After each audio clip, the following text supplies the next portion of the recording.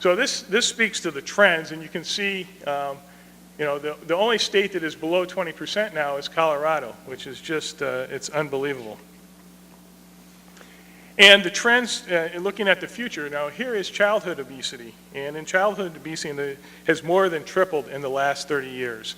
So it's not only adults, obviously, it's happening earlier and earlier.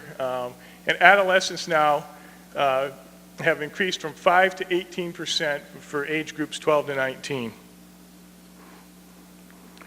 So that defines the need. Now let's talk about the impact. So here's some of the comorbidities that are associated with obesity. So on the left side here, you know, diabetes, heart disease, osteoarthritis, and you can see that like type 2 diabetes has gone from 2% now to almost 15% as you increase in weight. So the correlation obviously between weight and other comorbidity risk factors is high, and then hypertension is clearly just off the charts as you start to you increase in weight. So again, that defines the need. So the opportunity. Now this next slide used to be, I use this as it used to be a shock factor slide, but now people say, well, $1 trillion is nothing. We talk about them all the time, right? So this is from Credit Suisse back in 2008, and it speaks to the direct and indirect market opportunities. So getting smaller is big business.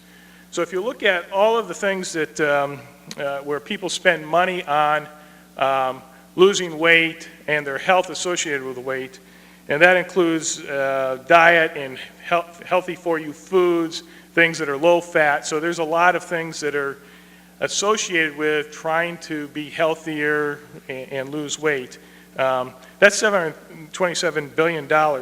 And interestingly, when you think about what is being done in even pharmaceuticals, where it shows $52 billion, that's all of the ancillary drugs associated with the comorbidities. It's not the drugs that are associated with obesity. They are, I think, more close to about the $1 billion range in total.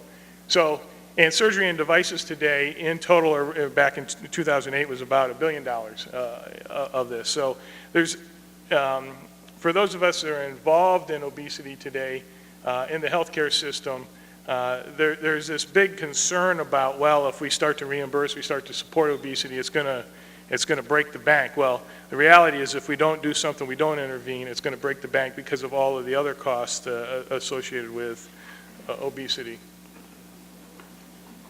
So a little bit more about devices and procedure-based evolution. So I included surgery in here as well. So back in the early 60s, the gastric bypass, the open gastric bypass, Roux-en-Y, was developed. And then there wasn't a whole lot that came along, and then in the mid-80s there was a device that ultimately was acquired for a brief time by Edwards Life Sciences called the Guerin-Edwards bubble. It had some quality and side effect problems and was pulled from the market, but when it was on the market for its brief time, there was a huge demand for it. In the 90s, there started to be minimally invasive techniques for surgery, laparoscopic techniques, so some of the complications went down, the procedure was simplified, and so the popularity of the procedure started to increase. Gastric banding started to become available in the early 2000s. Some of the bariatric centers started to create centers of excellence a little later on to try to drive some quality and outcomes related metrics, because it recognized to get reimbursement and other things there needed to be quality metrics in terms of outcomes. Both ourselves and Allergan have started balloon trials here in the last year.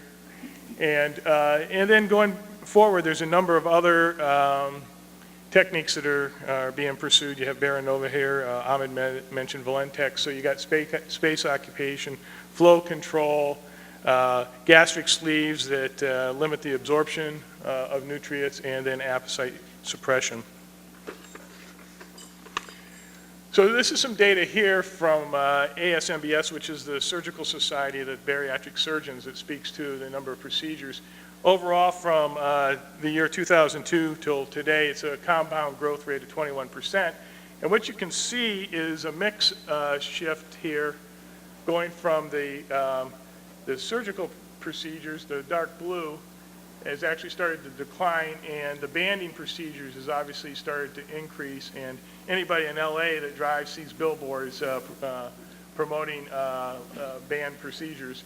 And then sleeve gastrectomies are starting to become a more prevalent, a less dramatic surgical approach than Roux-en-Y. But overall, in total, you're still roughly around estimated 250,000 procedures in the U.S., which is, as a percentage of the total indicated population, is still an extremely small percentage. So Ahmed kind of touched on this, but in the U.S. today, if you look at it, the surgical procedures are a subset of the class 2 obese patients and the class 3 obese patients. So you have over 75% of the overweight and obese patients, and this is the adults 18 to 64. 125 million people, roughly, adults in the U.S. are overweight or obese, and 75% of those have no procedure-based options. So it's diet, exercise, or drugs, basically, are their only options for interventions today. So if you look at it from an unmet need from risk-benefit analysis, so this is a nice consultant 2x2 chart here. You have efficacy on one axis and risk on the other. Diet and exercise, obviously anybody can do that, and the data from CDC shows that as a society right now, that has not been effective. Obviously on an individual basis, it can be, but in a global sense, it has not been. Drugs are nominally more effective, and then you have the invasive surgical procedures. Obviously the most invasive with the most dramatic weight loss is the Roux-en-Y procedure, and then the banding procedures, but you have more risk, and there is a big reluctance by a significant part of the population to have a surgery for this kind of procedure. So there is the unmet need, and this is why there is so much investment going on in this space and the opportunity. So if you talk to any of the large strategic companies, and Baxter is probably one of them, obesity is listed in the strategic framework of companies that say this is a growth opportunity with an unmet need, big market. So if you have a big market with an unmet need, if you can find a good solution that has a business model that works, you've got a home run. So that's the investment thesis behind it. Oops, that's not going to change the slide. So just briefly, since I'm from Reshape Medical, I thought I ought to at least speak a little bit about our product today. So our product is a space-filling device. It takes up space in the stomach. It's endoscopically placed, non-surgically, so I'll speak to that in a minute. But this is the catheter that it's attached to. We have two balloons. It's placed in your stomach, and then when it's inflated, it basically looks like this. And so the way the procedure happens is you go into the stomach with an endoscope first, under just like any other endoscopy. So you'd be under conscious sedation. The physician looks around to make sure that there's no abnormalities, and then the device is placed, and then it's inflated and then disengaged. And after that occurs, the approach is that we've taken up space in your stomach. You'll feel full faster. We don't alter your anatomy. And after 6 months, the device is removed. And it's important that you have a behavior modification, diet, exercise program that goes along with this kind of procedure to ensure you have long-term success. As Ahmed mentioned, we started our U.S. clinical study last month, just a little over a month ago now, and there has been significant demand. Our challenge is not to find patients. Our challenge is to find the right patients that are committed, because any of these procedures, one of the things that is clear with obesity is you have to be ready for a lifestyle change. Even with a gastric bypass, if you do not have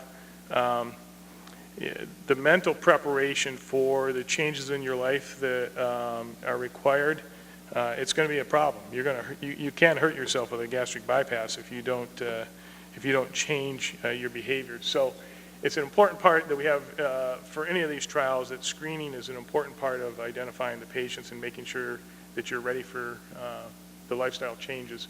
And as I mentioned earlier, we have over 100 clinical experiences outside the U.S.